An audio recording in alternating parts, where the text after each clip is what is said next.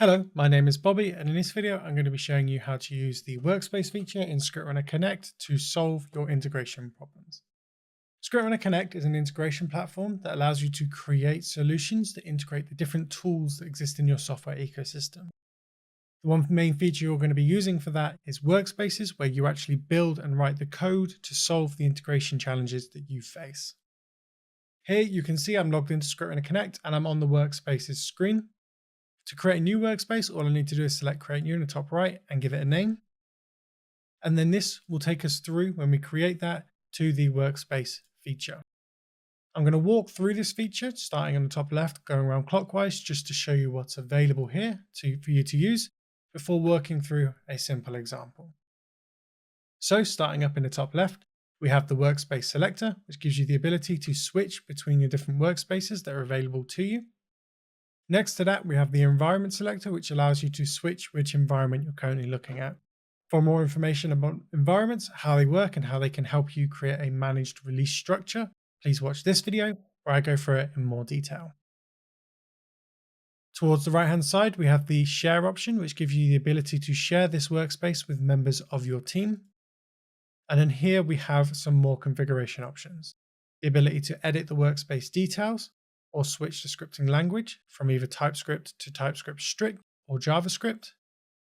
We also have the ability to import a package manager, which gives you the functionality you need to bring in packages of code that have been pre-written and pre-developed, so you don't need to reinvent the wheel while writing common use cases. And within the package manager, there are three types of packages. Core packages and managed API packages are packages that we provide. And then you can also import third-party packages, both verified and unverified, to meet your needs.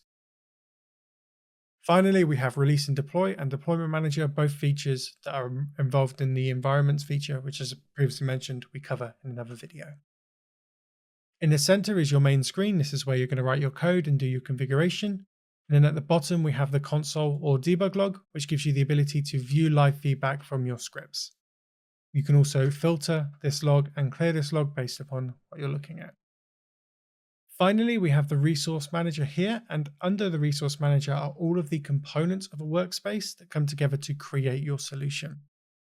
So first we have a README. So this gives you the ability to write information about your workspace, whether it be notes for yourself or it be more information for other users. Scripts is what it says on the tin. This is where your scripts are going to be listed. API connections are the tools that you're going to be communicating with. So if I want to communicate with and access the API of a tool, I need to list it here. So click create here. And then finally, there are three ways to execute scripts in ScriptRunner Connect. We have event listeners, which allows us to listen to events from different tools. And when we detect those events, execute a script. Scheduled triggers, so we can have a script that runs every day, every week, every second Tuesday of the month. Periodic script to execute.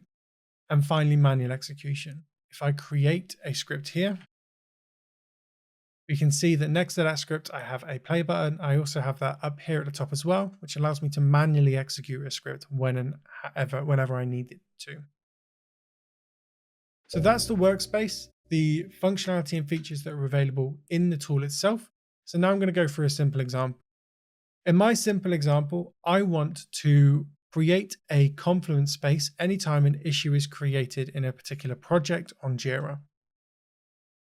So to solve that problem, I need to break it down into two sections. The first half is listening for when an issue is created in a certain project in Jira. So that's going to be a listener.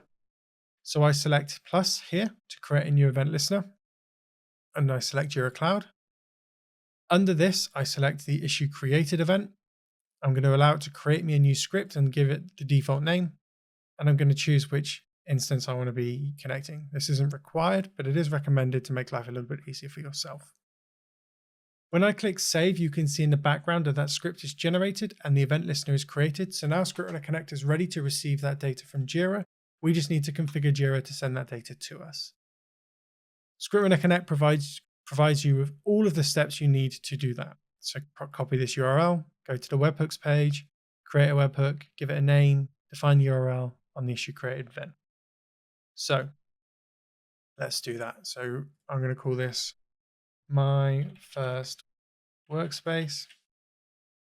add the URL, issue created, and I'm going to add this JQL for my project. Project equals web. Click create, and that is now done. So I can now go back to ScriptRunner Connect, say done, and now we're ready to receive that data from Jira. The second half of my requirement was to create a Confluence space. So to create a Confluence space, I'm going to need to communicate with Confluence's REST API. So I need to define Confluence's REST API under my API connections. So create a new connection, Confluence Cloud, choose my connector, click save, and that is now ready. And that tells our workspace that we're going to be communicating with this API endpoint. Next, I need to bring that into my script using this import functionality, and then write the code to go and create the Confluence space. To write this code, I'm going to be using the managed API feature. I'm going to go through this relatively quickly, but if you would like to watch a little bit more detail about the managed API, what it does, how it works, and how it makes life easier for you to write code for APIs, please watch this video where I go into it in a little bit more detail.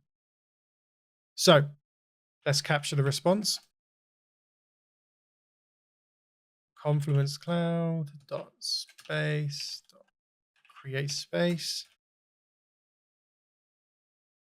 Define the body. I'm going to give the key first workspace and the name my first workspace.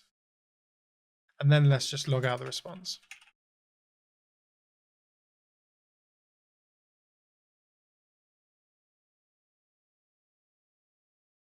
I'm going to save that. So now we're ready to execute the use case that I mentioned. So first, we'll just go to Confluence and make sure that that space doesn't previously exist. As you can see here, it doesn't. And so let's go to the Jira instance now and create a new issue. So let's just create a new story, click create. I can go back to ScriptRunner Connect.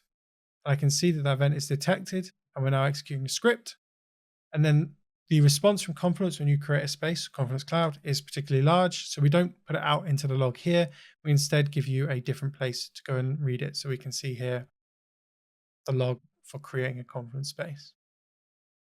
If I go over to Confluence and I refresh my page, we can see that the My First Workspace space has been successfully created. So a quick and simple example to show you how you can use the workspace feature to create a solution for your integration challenges, and also all the functionality around the workspace feature to give you flexibility and power when you're doing so. Thank you very much for your time. Have a great rest of the day.